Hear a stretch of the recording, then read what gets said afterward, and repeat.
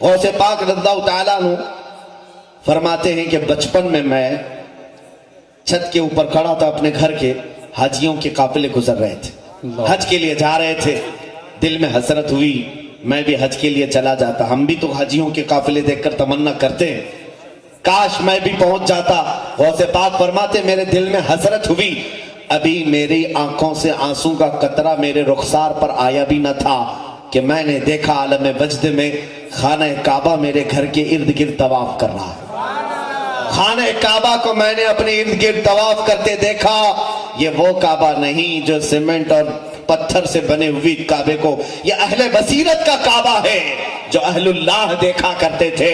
وہ کعبہ اولیاء کے پاس جاتا تھا اور غوث پاک رضی اللہ تعالیٰ عنہ نے اپنے بچپن میں دیکھا، اسی لیے امام اہل سنت نے ان کی شان میں یہ فرمایا ہے جہاں سارے اقطاب جہاں کرتے ہیں کعبے کا طواف، کعبہ کرتا ہے طواف در والا تھے۔ نعرہ تکبیر، نعرہ رسالت، فیضان غوث اعظم، عظمت تاج الاولیاء، شان تاج الاولیاء، انوار تاج الاولیاء، مسلک اعلی حضرت۔ اسی طرح کی بات تاج الاولیاء کی بارگاہ میں بھی، تاج الاولیاء یہ مجذوب صفت اور اس طرح جس کو کہتے ہیں کلندرانہ عادت ہے، جسے دنیا و مافیہ سے کوئی لینا دینا نہیں، لیکن در حقیقت انہی کی اس وقت حکومت بھی چلتی رہتی، حکومتوں سے بے نیاز، لیکن حکومتیں بانٹنے والی یہی، بے شک ان کی عادتیں ایسی۔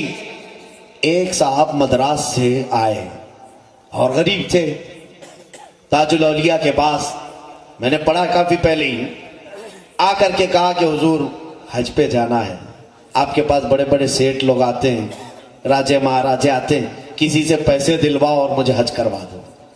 بہت سارے لوگ نظر و نیاز دیتے ہیں، وہ اتنی ساری نظریں آپ بانٹ دیتے ہیں، میرے حج کے پیسوں کا انتظام کر دو۔ مرید دیوانے ہوتے ہیں جو حقیقت میں ہوتے ہیں، پکڑ لیا۔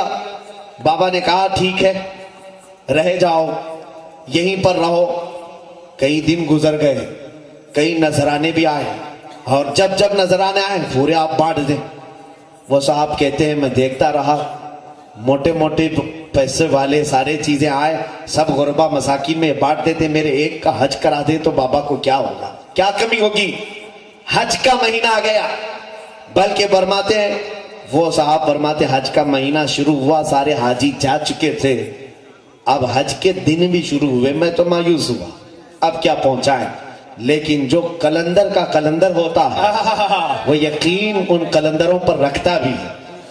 اس کے بعد وہ قدم پکڑتے اور کہتے ہیں اس سال کا حج تو چلا گیا، اگلے سال آپ پکا وعدہ کریں کہ مجھے بھیجیں گے۔ تاج الدین بابا رحمت اللہ تعالی علیہ مسکرائے اور اس کی پیٹھ پر ایک زوردار تھپڑ رسید کیا، پیٹھ پر مارا، آنکھ بند ہو گئی۔ فرماتے ہیں ایک نیم کے درخت کے نیچے میں بیٹھا تھا، اچانک میں دیکھتا ہوں کہ میں عرفات کے میدان میں پہنچا ہوں، عرفات کے میدان میں پہنچا ہوں، سارے حاجی احرام میں ہیں، میں احرام کے حالت میں ہوں، حج کے ارکان میں ادا کر رہا ہوں، تلبیہ پڑھا، کنکریاں مارا، طواف کیا، اور پھر میں نے جو ارکان حج تھے پورے ادا کیا، یہاں تک کہ سارے حاجی واپس آنے لگے۔ اس میں پتہ نہیں کتنا عرصہ بیت گیا، دل بھر کر کے میں نے طواف کعبہ کیا، دل بھر کر کے زمزم پیا، ساری چیزیں کیا، اور اس کے بعد زمانہ بیتنے لگا۔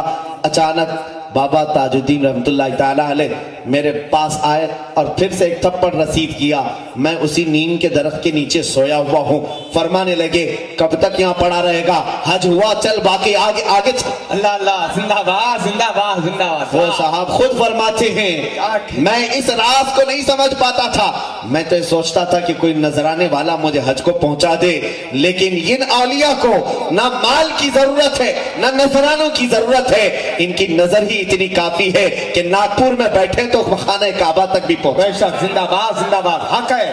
یہ تاج الورا اور وہ تاج الاولیاء، یہ تاج الاولیاء اور وہ غوث الورا، یہ اولیاء کاملین کے مقامات ہیں میرے عزیزوں۔ میں تھوڑی باتیں سلطان الاولیاء کی ذات پاک پر عرض کر کے آگے رخصت ہوتا ہوں۔ سرکار غوث الاعظم دستگیر رضی اللہ تعالیٰ اپنے زمانے طالب علمی کو دیکھیں، دونوں بھی شخصیتوں کے لیے ایک کامن چیز ملتی ہے، غوث پاک شریعت اور طریقت کے سنگم تھے، اسی طرح تاج الدین بابا رحمۃ اللہ تعالی علیہ شریعت اور طریقت کے سنگم تھے۔ شریعت بھی آپ کے ہاں ہے، طریقت بھی آپ کے ہاں ہے۔ اگر شریعت نہ ہوتی تو کبھی مفتی عبد الرشید رحمۃ اللہ تعالی علیہ کو اپنے ہاں نہیں بلاتے، نہ ان کو مسند افتاء پر بٹھاتے۔ وہ جاہل ہیں جو مشہور کرتے ہیں کہ اولیاء کا شریعت سے کوئی تعلق نہیں، وہ خود ہی جاہل ہیں۔ اولیاء کاملین تو حقیقت میں شریعت کے سمندر ہیں۔ امام غزالی فرماتے ہیں ما کان اللہ من ولی جاہلا ولو کان لعلمہ اللہ اولا، اللہ کا کوئی ولی جاہل نہیں ہوتا۔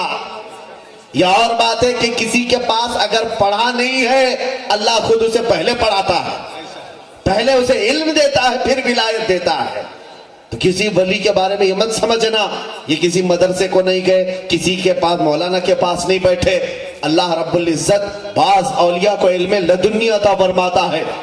تاج الدین رحمۃ اللہ تعالی علیہ شریعت کے اور طریقت کے سنگم تھے، اسی طرح سیدی غوث الورا سلطان الاولیاء شریعت اور طریقت کے بحر ذخار تھے۔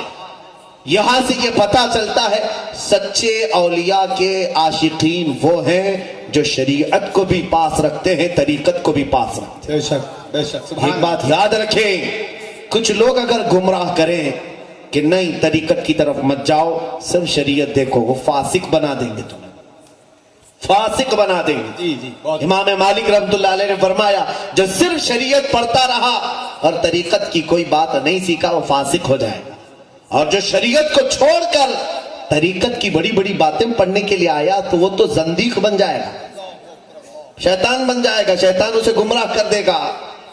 اور جو دونوں کو جمع کر دیا وہ اللہ تک پہنچ گیا، سبحان اللہ، وہ رب تک پہنچ گیا، کیونکہ میرے عزیز شریعت مولانا لوگوں کی نہیں ہے، میرے آقا صلی اللہ علیہ وسلم کی، بے شک، کیا رسول پاک کی ہے۔ ایسا اور اس دروازے کو چھوڑ کر رب کی معرفت کہاں سے ہوگی؟ بخدا خدا کا یہی ہے در، نہیں اور کوئی مفر مکر جو وہاں سے ہو یہی آ کے ہو، جو یہاں نہیں تو وہاں نہیں۔ بے شک، کیا کہنے زندہ باد زندہ باد۔ رسول کریم صلی اللہ علیہ وسلم کی شریعت یہ در حقیقت میرے آقا کا دروازہ ہے، یہ چھوڑ کر معرفت تک نہیں پہنچ سکو گی۔ خیر غوث پاک رضی اللہ تعالیٰ عنہ خود اپنے قصیدے میں فرماتے ہیں درست العلم حتی صرت قطبا ونلت السعد من مولا الموالی، میں علم حاصل کرتا رہا، علم حاصل کرتا رہا، یہاں تک کہ میں علم حاصل کرنے کے زمانے میں ہی قطبیت کے مقام کو پہنچ گیا، سبحان اللہ سبحان اللہ، قطب بن گئے۔ غوث پاک زمانے طالب علمی میں قطب تھے، یہ علم حاصل کرتے کرتے آج ضرورت ہے طلباء اسلامیہ کو جو مدارس میں پڑھتے انہیں بھی بتایا جائے کہ تم علم جو شریعت کا حاصل کر رہے ہو ساتھ ہی ساتھ قناعت کا، صبر کا، توکل کا، رضا کا، ثبات کا، استقامت کا پڑھو گے تو تم زمانے طالب علمی میں بھی مقام باطن حاصل کر لو۔ کیا کہنے، بے شک، بہت لیکن